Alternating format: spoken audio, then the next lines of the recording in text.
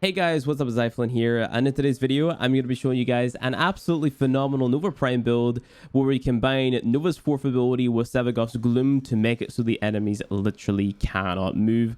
Both of these abilities slow down the enemies, so you combine the two of them, and the bad guys more or less just stand still whenever they're affected by both. But to make Gloom slow enemies by an absolutely insane amount, we need to stack a ton of power strength onto Nova, which isn't normally what you do. Nova's fourth ability actually has like a power strength cap, right? So the slow won't exceed, I think, 75% slow, but Gloom goes really dang high, so we just throw a ton of power strength on. To do that, we throw on Umbral Intensify, Energy Conversion, which requires us to pick up an Energy Orb, Growing Power, which requires us to use like the Epitaph, for example, to apply multiple status effects, and then also Transient Fortitude. Transient Fortitude gives us a -2 duration, and for those of you who know how Nova's kit works, you'd know that her fourth ability actually scales off of duration, like the range of it, right? So we are running negative duration right here. We're running Prime Continuity to counteract the negative that we get from Transient Fortitude, and Fleet Expertise also. But Prime Continuity is just enough to sort of like make it so that the M Prime covers the entire room, right? So just watch the little blue thing here. It more or less still covers the entire room, right? And because the enemies are going to be so slow, just with Gloom active and also M Prime affecting them, it's not really that big of a deal that we're going to have to like recast it from time to time, you know? So yeah, that's not too big of a deal in all honesty. But yeah, Prime Continuity for the duration, Streamline and Fleeting for the efficiency, which is mainly for Gloom because it's a drain over time ability. Then we have Stretch on there for the range of Gloom as well. Prime Surefooted and Rolling Guard, so we can roll and remove like status effects and stuff like that.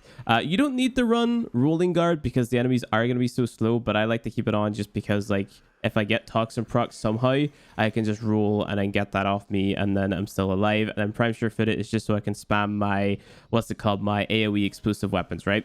Arcane Eruption is really strong in this build too, so it is 100% chance to knock down nearby enemies. So if they're knocked down and they're slowed, they're going to take a very long time to get up, so it's just an extra form of CC, and then Arcane Energize on there as well, so we get a ton of energy, right? So check it out. We spawn in the bad guys, right? We're going to spawn in the heavy gunners here.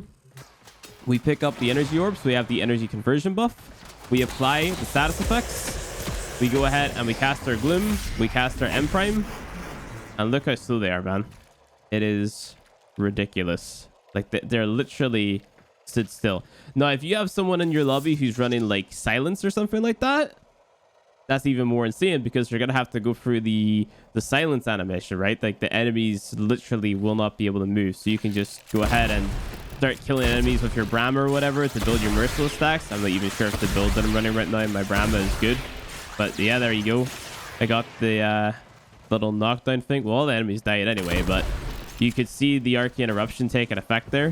You can see it. It comes out from the ground if I cast an ability. You can see it on the floor, kind of. So yeah, there's that. But it's a pretty nutty build. It's absolutely crazy, you know? Absolutely crazy. So you go ahead, cast your M Prime, and they're super slow again, right? It's nuts. And of course, you have the cold proc from the Epitaph as well.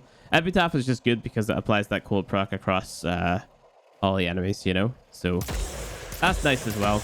And you can just go to town on them. You can do pretty much whatever you want. So it's not really like a damage dealing build. It's more like, hey, everything's slow. This game's kind of easy mode now. So of course, this is going to be like kind of bad in some scenarios. So for example, in like a defense mission, it's not going to be so good, but in the likes of like, let's say an interception mission, it's absolutely overpowered, you know? It's crazy how strong it is, right? So it's a nutty build. Just crazy. I'll use the glaive. Of course, you have the explosions from M Prime as well, which is really nice. Helps out with your damage a bit. But again, that's not like the main focus of the build. The focus of the build is to just murder enemies, right? So that's the build that I'm running in Nova, and then also the Epitaph here. This is what I'm running in the Epitaph. The Epitaph build, Prime Fulmination, just increases the explosion radius, and yeah, there's nothing really left to say about it. It's just good. Enemies are slow. Like the video if you liked it. Subscribe for more Warframe content. Check out the Patreon over at, I think it's patreon.com/iflin. Check that out for early access to Warframe videos. And I'll see you guys in the next one.